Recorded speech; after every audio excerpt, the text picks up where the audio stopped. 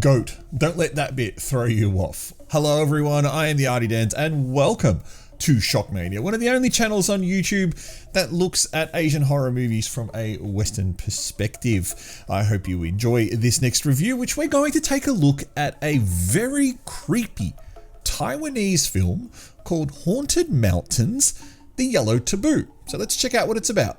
Chen keeps repeating the same day over and over again.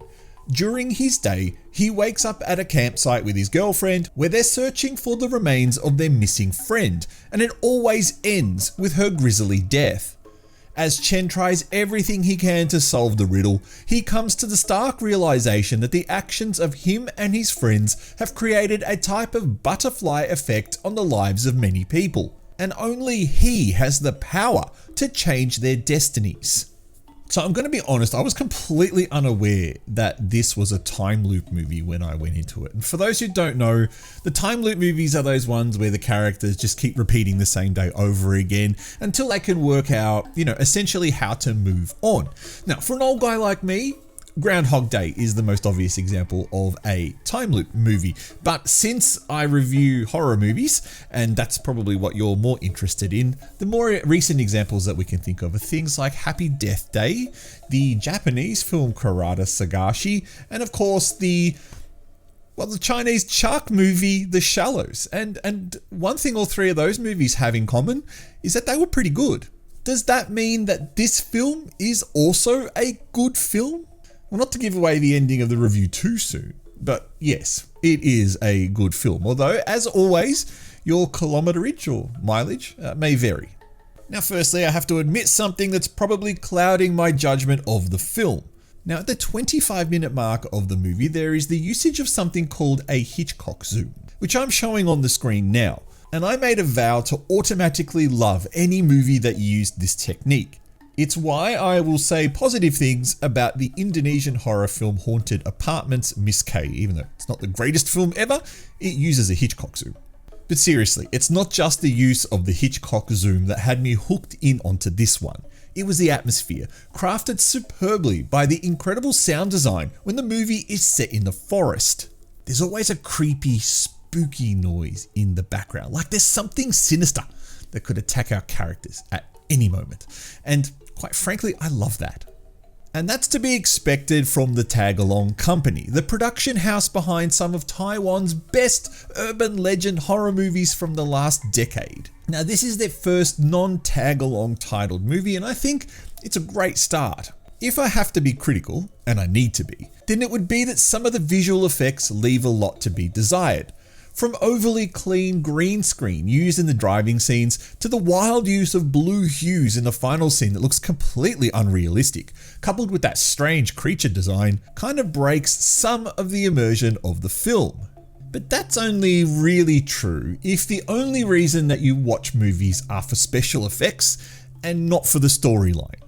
Like all time loop movies, part of the fun is watching the main character realize what's going on and working out the different variations they can make to their day in order to continue.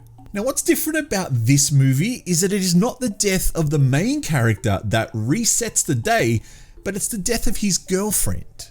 Additionally, there is one other permutation to the normal formula at play in this film, but I'll leave you to discover that for yourself. I think this movie does a lot right. A great cast of characters that aren't annoying, the ideal runtime, the slow reveal of the storyline, and the creepy atmosphere of the forest scenes. I think this is another movie that proves that Taiwan is really the sleeper country to watch when it comes to Asian horror films. Everyone kind of gravitates towards the Korean stuff, but I think if you're doing that, you're really missing out on what the rest of Asia has to offer, specifically Indonesia and Taiwan. Now, I can think of a lot of great films from Taiwan that I've enjoyed. It's the Tag-Along series, being the obvious one here, the Rope Curse series of movies, and then you add things like Detention, which was brilliant, Incantation, which I hate found footage movies, but loved Incantation. You've got Dead Talent Society, so Taiwan also does great comedy horrors, and of course, if you're a zombie fan, there is The Sadness. I wasn't a great fan of it, but I understand the importance of that film in the Taiwanese filmography. Taiwan makes the kind of horror movies that almost everyone else can only dream about.